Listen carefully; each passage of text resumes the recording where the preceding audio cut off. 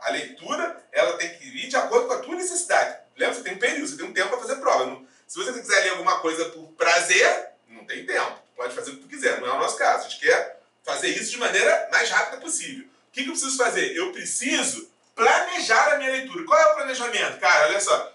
Aí o planejamento é o seguinte, tem uma questão que fala assim, ó, no terceiro parágrafo do item tal, está isso... Cara, se é no terceiro parágrafo, por que tu vai ler o primeiro? Tu vai ler o terceiro, né? Aí vamos supor que dentro do terceiro tem um elemento um elemento de comparação.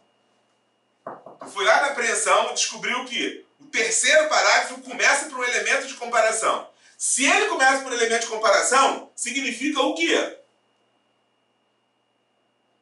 Se você tem um parágrafo que começa com um elemento de comparação, significa o quê? Que o parágrafo seguinte, ele está sendo comparado com alguma coisa, correto? Se ele é um elemento de comparação, ele está fazendo comparação entre duas coisas.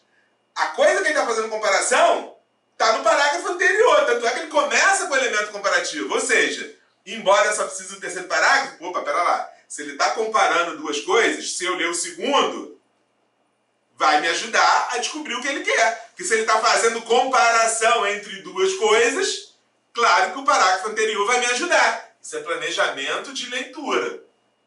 Entende? Se você tem lá um parágrafo totalmente claro, objetivo, direto, eu vou lá e pimba, não tem problema nenhum. Né? Outra coisa, eu posso ter elemento verbal e não verbal. Posso ter um texto que tem dois tipos, gráfico, posso ter um texto que tenha imagem, desenho e tarará. O que eu tenho que fazer? Eu tenho que fazer a junção dessas duas coisas. O que a imagem tem a ver com a parte escrita? Não posso dispensar nada, porque o desenho não está ali à toa. Ele está ali por um motivo. Eu tenho que fazer essa coisa. O que acontece? O planejamento, normalmente, é aquilo que você interpreta, eu sempre falo isso, você interpreta a questão. E a questão vai te dizer o que você precisa fazer com o texto. Quando você não interpreta a questão, aí a coisa fica mal parada. Porque você vai interpretar a questão e aí a questão vai... Pô, agora eu já sei o que eu preciso procurar no texto. Fica muito mais fácil, muito mais rápido. Então, você vai pegar a compreensão, que é a junção disso, e a apreensão. Aí agora a gente vem para a interpretação. Agora a gente chega onde a gente quer. E o que é a interpretação? É a chamada dissecação do texto. O que é dissecar alguma coisa? Dissecar. Dissecar? Isso. Esmiuçar. Né? Dissecação do cadáver, o que é? O cara pega aquilo ali e vai e olha parte por parte. A interpretação, ela é a dissecação do texto. Ela é quando você olha a riqueza de detalhes. O que o cara quis dizer? Por exemplo, se você está lendo um texto de um filósofo, Nietzsche, Kant, Schopenhauer, você vai olhar para o texto, você tem que entender que o cara é um filósofo. Você tem que entender que ele vai extrapolar o significado daquilo ali. Beleza, cai um texto do Platão. Tu acha que o texto do Platão ele é literal? Não é. Não é, nunca vai ser. Se você não entender quem é o Platão, aí olha o seu conhecimento de mundo. Se tu conhece o Platão, pô, meio caminho andado. Meio caminho andado. Já sei que o Platão é um filósofo. Já sei que o Platão viaja na maionese. Então vou atrás da viagem dele. Se você não sabe quem é, já vai ficar mais difícil. Então eu vou dissecar o texto, riqueza de detalhes, no qual o leitor vai além de compreender. Olha lá, ele vai além, ó. Ele passa batido, ó, ele vai além de compreender a relação, né? Ele vai além de compreender e relacionar os possíveis sentidos para... É aí que está o nosso problema. A interpretação textual, veja bem, a interpretação textual é você entender, a partir do texto, aquilo que não está no texto. Vou repetir de novo. É chegar a uma conclusão a partir do texto, mas sobre aquilo que não está no texto. A compreensão textual não está lá. O texto te leva àquela conclusão de acordo com todas resposta não está no texto. Ele é o fio condutor da resposta. Se a resposta estiver no texto, é compreensão, não é interpretação. O que é interpretar? O ator. O ator, ele interpreta uma personagem. Ele aprende, ele faz igualzinho.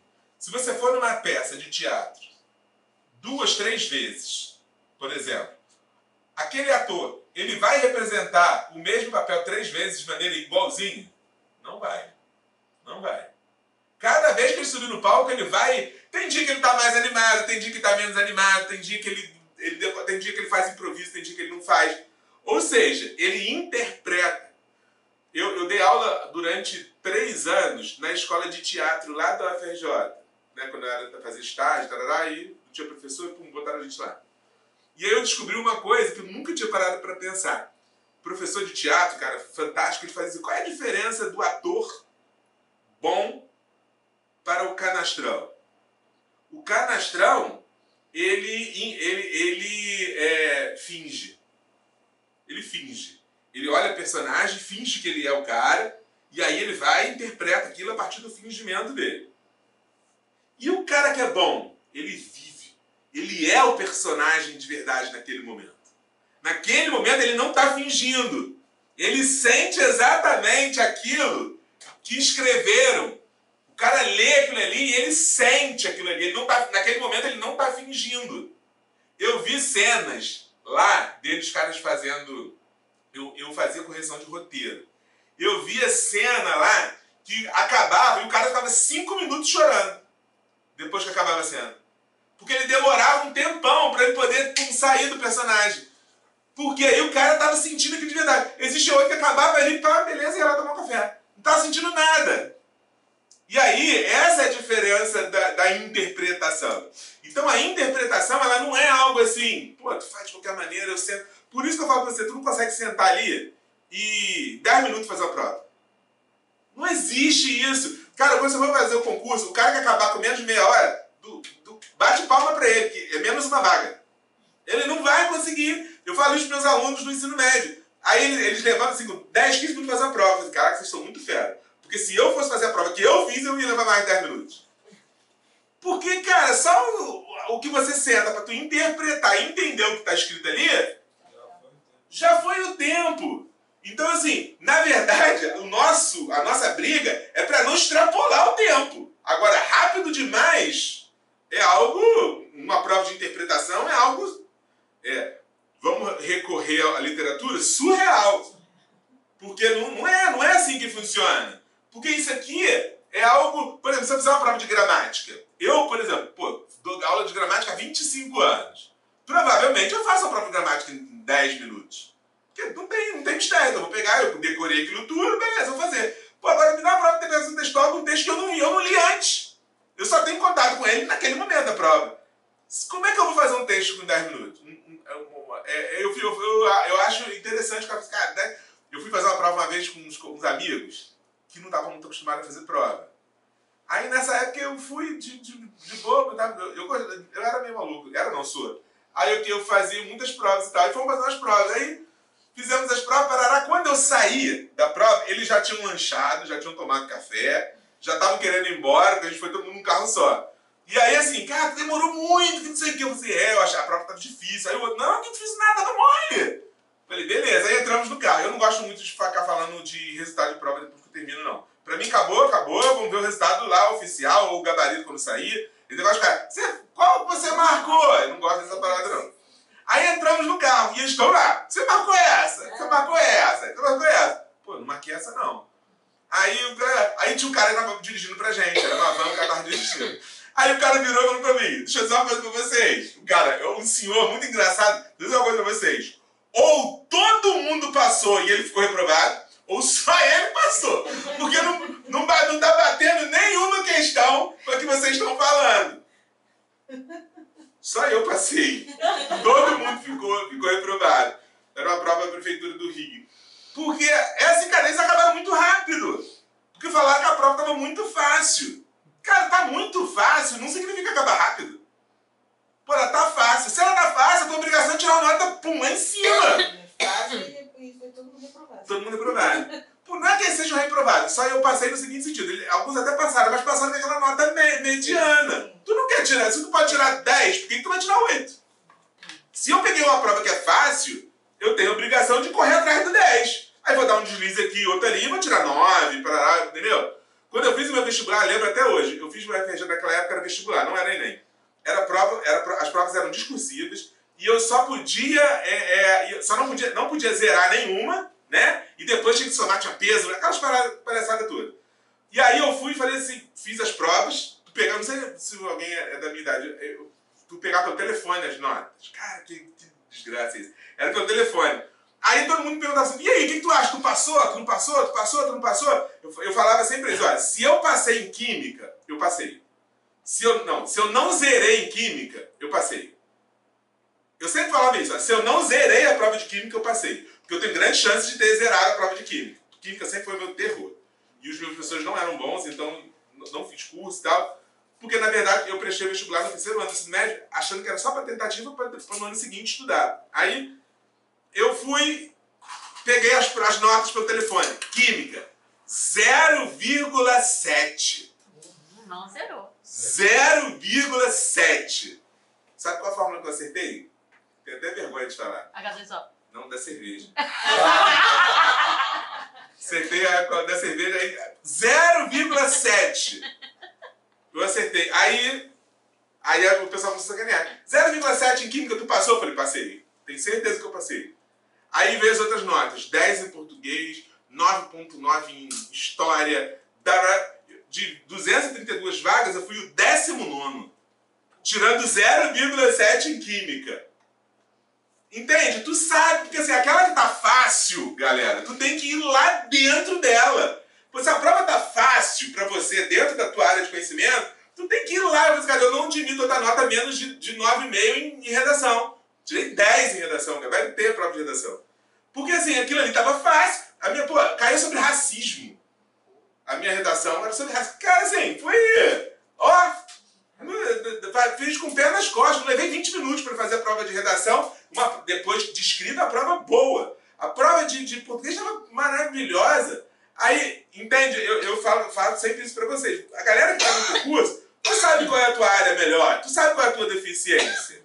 Não é que você tem que largar pra lá a tua deficiência. Não, tu tem que estudar. Mas tu também não pode cair só na tua deficiência e falar assim, pô, outro eu me garanto. Esse é o maior erro que as pessoas cometem. Porque aquilo que tu é bom, tu tem que chegar lá e provar. Pum, beleza, é aqui, ó. Esse aqui é o 10, eu garanti. O outro eu tô correndo atrás. E no final vai dar certo. No final dá certo. Agora, quando você vai com aquele oba-oba, isso aqui eu me garanto. Normalmente é aquele que vai tomar tua nota. Entende? E aí eu sempre entro nesse ponto quando eu estou dando essa aula aqui, porque isso, galera, é para vocês entenderem a lógica da interpretação textual. Se você não entender a lógica de como que as coisas funcionam, não vai. Não vai. Porque isso aqui é você encontrar a lógica das coisas. Vou dar um exemplo para vocês. Nós vamos falar na interpretação de posto, pressuposto e subentendido. O que é o posto? Posto é aquilo que está... Qualquer um vê. Está ali, posto. O que é o pressuposto? É aquilo que... Você entende. E que deu origem ao que está posto. É algo que veio antes, por isso que chama de pré. Pressuposto é aquilo que garantiu, ou que deu início para que aquilo aconteça. E o que está subentendido? É aquilo que eu tenho que interpretar. Não está na cara. Não está. Vou usar um exemplo maravilhoso. Esse exemplo está gravado umas 10 vezes aí, mas vou usar o mesmo, que é o melhor de todos. Todo texto é assim. Todo texto é assim. Ele tem uma problemática. Não existe texto que você não tenha que refletir sobre ele. Senão não precisa. Por que não precisa? Pelo simples fato do seguinte exemplo. Um avião saiu do Rio de Janeiro, foi para São Paulo. Saiu daqui às 19 horas, chegou em São Paulo às 19h40, aterrissou no aeroporto de Guarulhos, tudo ok. Esse voo é notícia? Alguém noticia um voo que saiu do Rio de Janeiro e chegou a São Paulo? Por que não? Normal. Tem por que eu falar sobre isso. Quando que um voo é notícia? Quando tem um problema. Quando tem um problema. É É esse raciocínio que tu tem que ter. Só tem notícia se tiver um problema. Se der uma zebra, é notícia. Então vamos lá. Seguindo agora com esse raciocínio, você fala assim, ó, tem lá um jornalista fala um negócio assim, ó, um avião saiu de Rio de Janeiro para a Europa, voo de mais ou menos 8 horas de viagem pelo Atlântico. Com 4 horas de voo, ele desapareceu. Abduzido. Desapareceu. Sumiu. Não sei onde está. 4 horas de voo, sumiu. O que está posto? O que está posto? Qual é a informação que a gente tem a respeito desse voo? O avião levantou o O voo. avião decolou. Decolou. Isso aí, então, isso é um pressuposto. Ele saiu. Para começar o voo, primeiro ele tem que sair. Então, isso aconteceu. Beleza, vamos continuar nessa informação. Qual é essa informação seguinte que foi dada lá pelo veículo de comunicação? Sumiu. Desapareceu. Essa é a informação que está nos autos. Essa é a informação que tu lê e tu sabe. Ela está ali, ó, na tua cara. Está escrito, o cara falou. Não tem que interpretar nada. O avião desapareceu. Ponto. Essa é a informação. Beleza. Então, já sei que ele decolou, porque senão ele não teria lá. Beleza. Agora vamos analisar. Olha como é que os detalhes começam a aparecer. Agora vamos detalhar as coisas. Se ele sobrevoava o Atlântico e tinha 4 horas de voo, o que significa? O voo duraria 8. Ele desapareceu com 4 horas. O que isso significa? Caiu. Metade do caminho. E, na verdade, ainda não. Na verdade, significa isso aí. Ele estava na metade do caminho. Isso, olha, por isso que eu estou falando. O raciocínio tem que ser esse. Ele estava na metade do caminho. De 8 horas e 4. Ou seja, se ele está a 4 horas, metade do caminho, a segunda informação é que ele foi pelo Atlântico. O que acontecia com ele nessas 4 horas? Ele estava onde? Sobrevoando o quê? O mar. O mar. Olha a outra informação aí. Em nenhum momento estava escrito isso. Eu estou chegando à dedução, estou deduzindo. Ó, 4 horas sobrevoando o Atlântico, provavelmente ele estava sobrevoando o mar. Vamos lá. Se ele estava sobrevoando o mar 4 horas, ele sumiu. Sobrevoando o mar, sumiu. Tá, eu sei o que é um avião. Né? Primeira coisa lá, eu sei o que é um avião. Um avião pousa no mar? Não, provavelmente não. Então, olha como é que eu vou construindo a minha informação sem estar escrito. Ó, não pousa no mar. O que acontece? Se ele não pousa no mar, eu já tenho uma coisa eu posso dizer. Algo de errado aconteceu.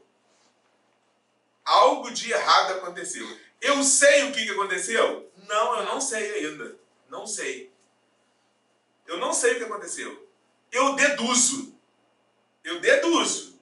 Pelo conhecimento que eu tenho de que é um avião, do que é um oceano, do que é... Eu deduzo. Mas eu não tenho ainda, dentro da minha cabeça, aquela informação. Ele caiu. Não. Ele caiu é a última informação. Ele pode ter saído da rota. Exatamente. Ele pode ter saído, ele pode ter ido para outro lugar e ter aterrissado. Nem estava sobre o Atlântico, está em outro lugar. Em vez dele ir para o norte, ele foi para o sul. Então, o que acontece? Quando o cara ouve não sei se já aconteceu. Ó, o cara ouve uma informação dessa e o avião caiu. Não, ele não caiu. Ele não caiu. Ele está desaparecido. Tanto ele está desaparecido que o cara, na hora de dar notícia, ele toma esse cuidado. Ele fala assim, ó, desapareceu. Ele não fala que caiu. Embora todos os indícios indicam que ele caiu. Claro que sim. Mas, entre você ter os indícios, a partir do seu conhecimento de mundo, e a informação literal, a informação está aqui. Nós, quando dizemos que ele caiu, nós estamos aqui. Nós não estamos na literariedade. Né? Quando que ele vira literal? E ó, encontraram destroços na água. Pronto, agora eu já sei que ele caiu. Agora eu tenho certeza que ele caiu. Tanto é, ó, encontraram destroços na água. Olha lá, caiu.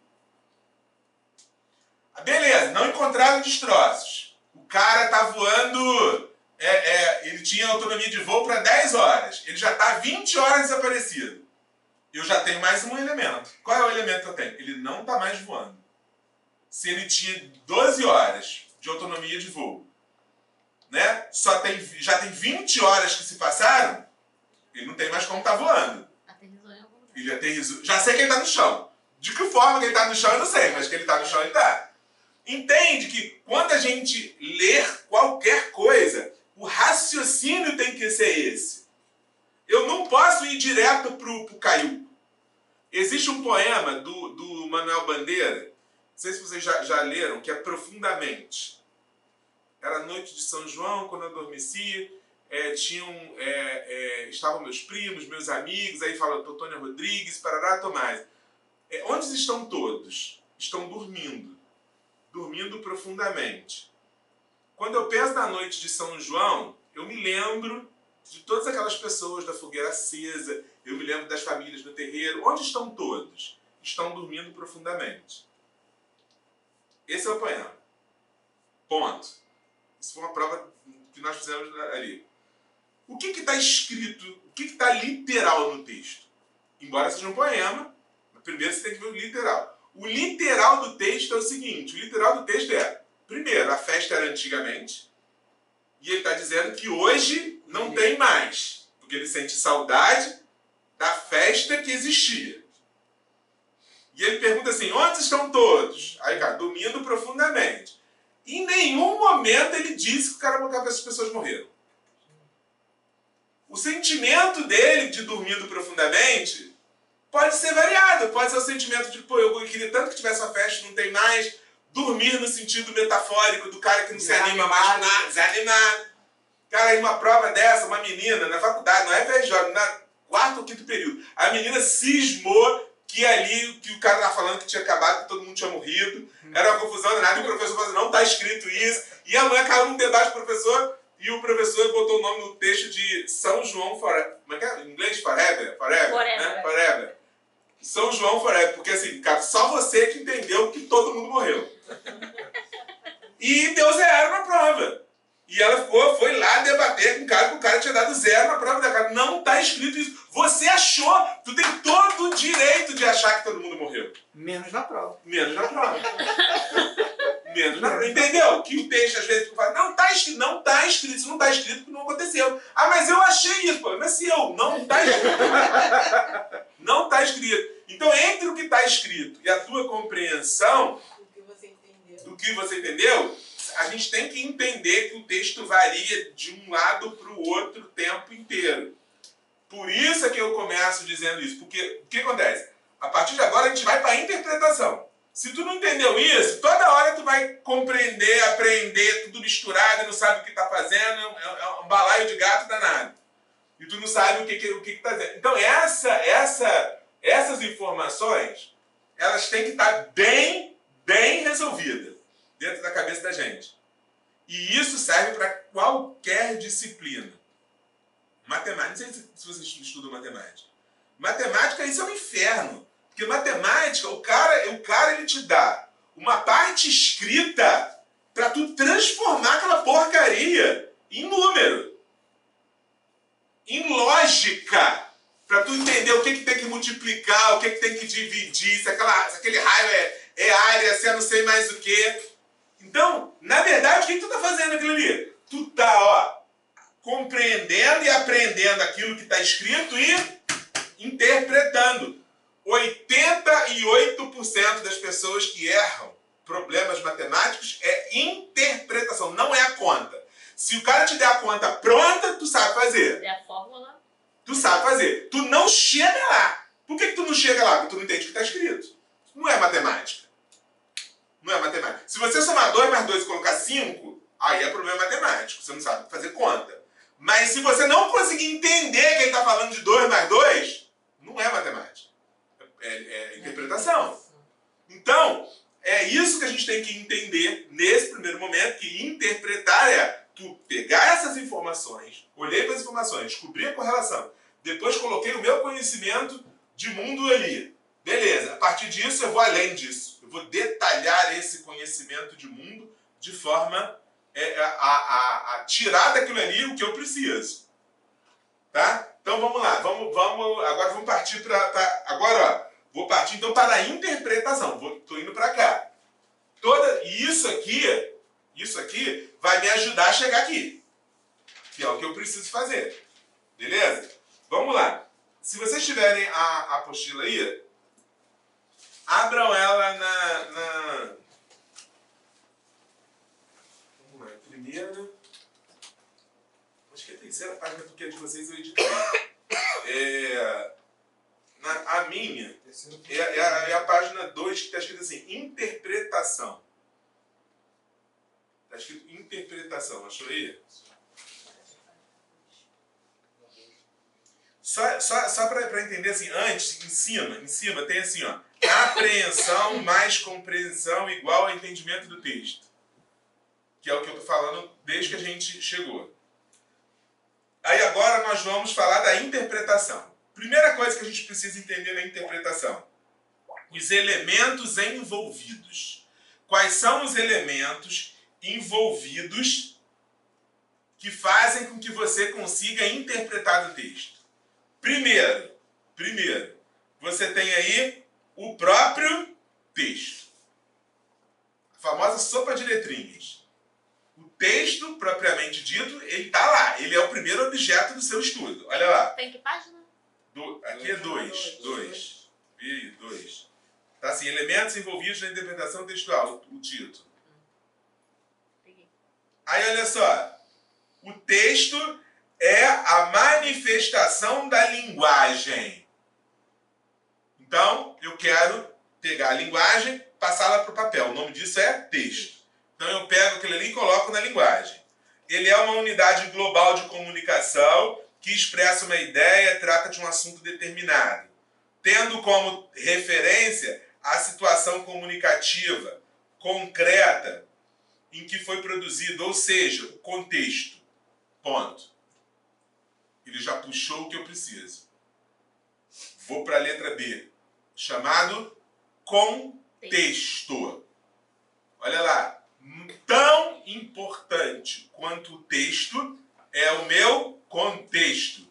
É o meu contexto que vai fazer com que aquilo ali tenha sentido.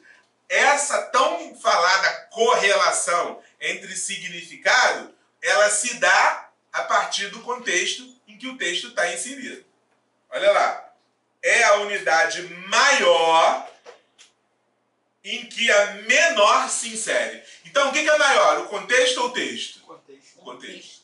O contexto é sempre maior do que o texto. Pode ser extra ou intralinguístico, ou seja, ele pode extrapolar a linguagem ou ele pode estar dentro da linguagem. O primeiro refere-se a tudo mais que possa estar relacionado ao ato de comunicação, como época, lugar, perere, perere. Então, vamos lá. Primeira coisa que a gente precisa entender. Já sei que é o contexto. Peguei o texto. Eu tenho que localizar época, lugar, quem escreve, escreve por qual motivo. Entende? Antes de ler o texto propriamente dito, eu tenho que entender aquele texto trata de quê? É um texto histórico que fala do passado? É um texto atual que está falando de fato? É um texto jornalístico? É uma narração? É um texto literário? É um poema? Beleza, eu tenho que entender isso, aí é o meu contexto. Quem escreve? Por que escreve? É claro que nem todas essas perguntas são respondidas. Eu vou procurar essas perguntas, que quanto maior for o número de respostas, mais fácil vai ser a minha interpretação. Se eu olho o texto e sei que o cara é um poeta, tem linguagem conotativa por aí, vou ficar esperto. E eu olho ali, é um texto jornalístico. Não tem linguagem conotativa. Né? A função ali é informação. E tem um artigo científico, cara, vai ter um monte de palavras que significam a área do conhecimento desse cara. Esse cara é um médico, provavelmente vai ter um monte de coisa de área de medicina aí. Vou ter que ficar antenado pro vocabulário da área que esse cara... É assim que funciona. A antena tem que ligar na hora, quando você beleza, é esse cara aqui, então é isso que eu vou analisar. Então não pode esquecer disso. Eu primeiro tenho que olhar para o texto, ó, ele diz aqui o seguinte, ó. Ele fala de época, lugar, hábitos linguísticos, grupo social, cultural ou etário dos falantes, tempos e lugares e de produção e recepção do texto, né? Toda fala ou escrito ocorre em situações sociais, históricas e culturais. Toda fala tem elementos históricos, culturais e sociais, ou todos três ao mesmo tempo. Então você não pode esquecer que um texto está sempre inserido em um contexto social, filosófico, histórico, cultural. Está sempre ligado a isso. Eu não posso analisar um texto de maneira isolada desses conhecimentos. Próximo. Vamos lá, continuando aqui. Ó, selecionar entre as palavras e tal. Ó, quase terminando. Muitas vezes o parágrafo...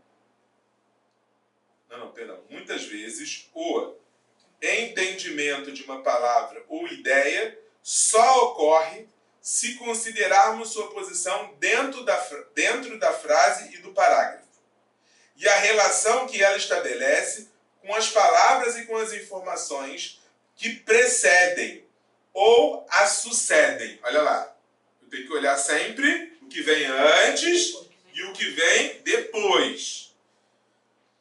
Vamos a 2 exemplos para entendermos esses 2 contextos muito necessários à interpretação de um texto. Olha aí, o primeiro texto. Olha aí. É uma charge. É um quadrinho, olha lá. Ó. Olá, fale baixo. Estou com um doente em casa. Seu pai está doente? Não. Sua mãe, então? Também não. Olha o que aí leva ele no último quadrinho, não tem fala nenhuma. Olha a imagem